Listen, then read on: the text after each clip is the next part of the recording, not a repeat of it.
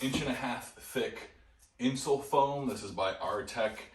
It's white on one side and then has this sort of reflective panel.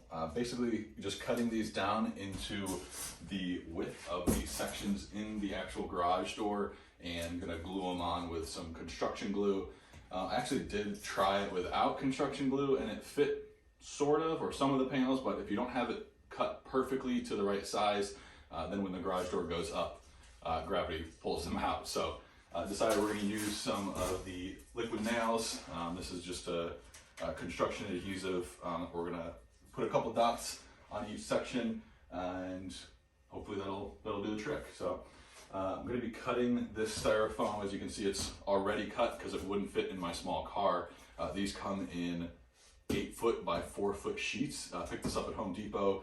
These are about $17 or $18 each, which means the total project I think needs 3 sheets, 3.5 sheets. So it'll be just under $100 to insulate the garage door, and hopefully that makes a pretty big difference in the garage as it's getting much colder. It's January right now, and it's pretty intense in this garage. So I'm gonna cut these down as the first step. Like I said, you can see it's already cut once, so it would fit in my little car from the store, and I actually cut it just right in the parking lot. They won't cut the sheets for you because they're not allowed. Technically, I found an employee that did help me, and he used something similar to this. This is a drywall T-square that'll help cut a straight line. So first step is to measure the distance between these panels, which my garage door is 16 feet wide and about 6.5 feet tall. So each of these sections are 16 feet long, which means 8 feet, which will be the perfect size. Half of it is 8 feet, so 16 inches wide here. So basically just cutting down the styrofoam to size, a couple dabs of glue, and pop them in the door there. There's a couple tricky spots where this is sort of getting in the way. We want to make sure we're not messing with that either, and we're not interrupting the laser that goes out to make sure nothing's tripping the actual garage door, so when it goes down, it can still go down. So first step is to cut the styrofoam. Not going to bother trying on any kind of table saw. I'm just going to use a knife here.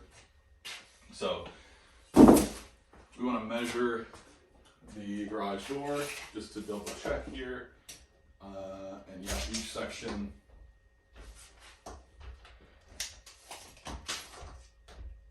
each section's the same width, so 16 inches on mine. 1, 2, 3, 4 sections times 2 because it's only 8 feet wide. The styrofoam is only 8 feet wide. So first step is to cut everything down to 16 inches wide, and then we will pop the panels in. I'm going to be using this bread knife. It's a serrated edge knife. I'm hoping it'll work better than my little X-Acto knife box cutter. It's just not thick enough. So you want a blade that is longer than the width or the thickness of the actual styrofoam. So hopefully this does the trick. I'm going to measure this out in the styrofoam. I'll cut it right in half, 16 on each side. I want to make sure I'm not actually cutting through into any other pieces of styrofoam. So I'm actually going to lean this up against here.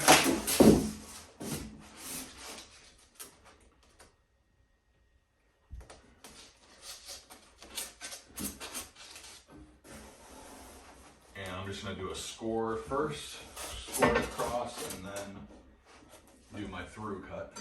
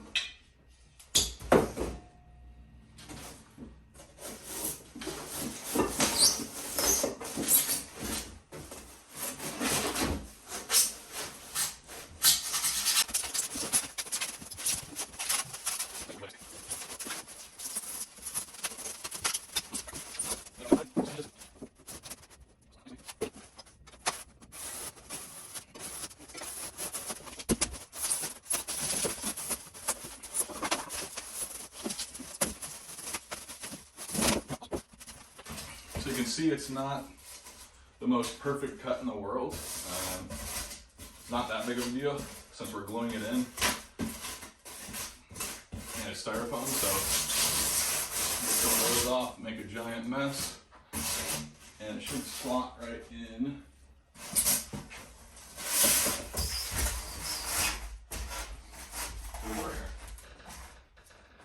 So just like that, we'll put a couple dabs of glue on there. I'm gonna cut them all to size first and dry fit them first and then glue them up. So here we go.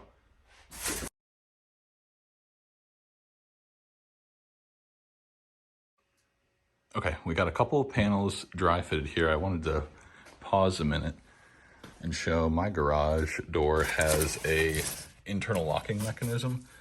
You would slide that to the right to lock it from the inside. I'm gonna have to make a modification to the actual styrofoam panel to make sure that's not blocked. So I'm basically just gonna dry fit it here and make sure it's lining up in the middle. And then, beautiful thing about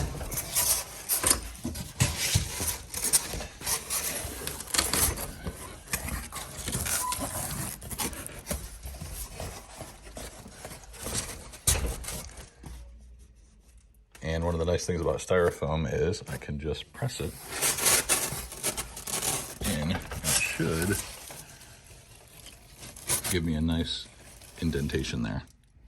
So I know this is how far out it goes. I'm gonna cut a little section out of the styrofoam to account for that. And same thing on the other side.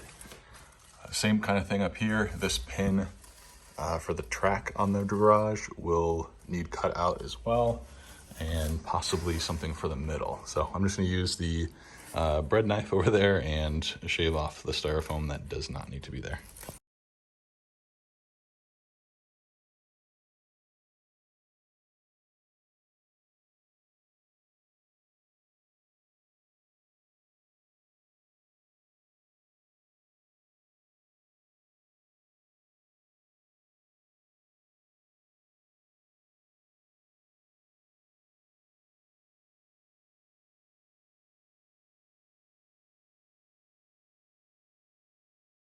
Okay, now that we have all the panels dry fitted or just placed in the door, we're gonna actually go ahead and apply the liquid nails, basically glue to get it to stay there. Probably gonna tape this with some aluminum tape to seal it a little bit better. And I'm actually gonna be putting the glue on the bottom of, I'll put it on the garage door and then replace the panel in so it sticks exactly where it's gonna go. So here we go.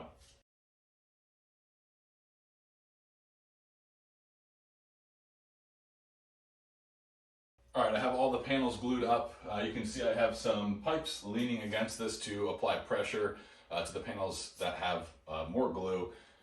Really important that you cut the panels to the right size. I cut some of the panels with an X-Acto knife, like a box cutter, and it just didn't cut it perfectly. So they were a little bit more loose and required more glue. Obviously the liquid nails, this is just project construction adhesive.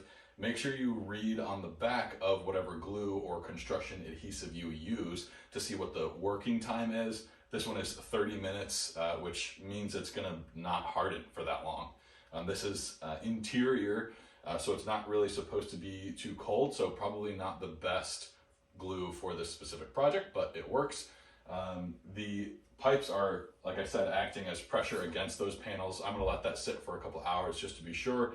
Open the garage to make sure there's no issues and nothing's falling down. But some of these panels that were cut very close to 16 inches all the way across fit in just fine. Didn't really need any glue. I put some in just in case, and I put like quarter size dabs of these liquid nails in a couple of different sections and stuck it to it. So hopefully that helped.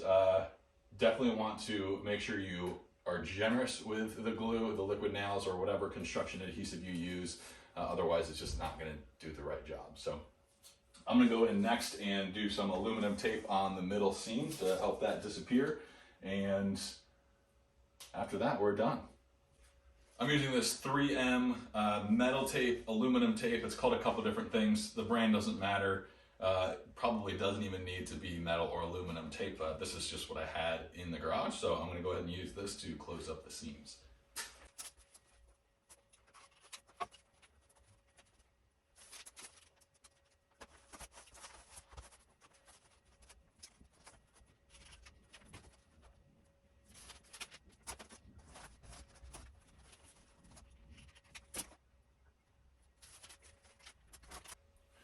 All right, so there you have it. That is how I insulated our garage door. Here I am in my garage. As you can see, there's a completely different garage door behind me.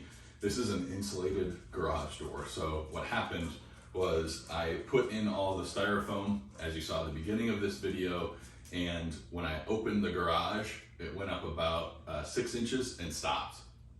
So what that told me was the coils, you can see here, there are 2 coils or springs, were not calibrated right. So in order for the balance of the door to work effectively, the springs had to be recalibrated because of the additional weight from the styrofoam. So I got a quote on that from a professional. According to Google, everyone says do not mess with that on your own. So the cost to recalibrate it here where I live in Columbus, Ohio, was a little bit shy of the cost of a new door. So the door was 15 years old anyway. It had some kind of defect in it, a bubble or a melted spot or something. So we made the decision to go ahead and just get a brand new door. So this is, like I said, steel insulated door. It's steel insulation and then steel. It's brand new. It has a warranty on it. They installed it in less than 4 hours and didn't bother me. So thank you for watching this video all the way through.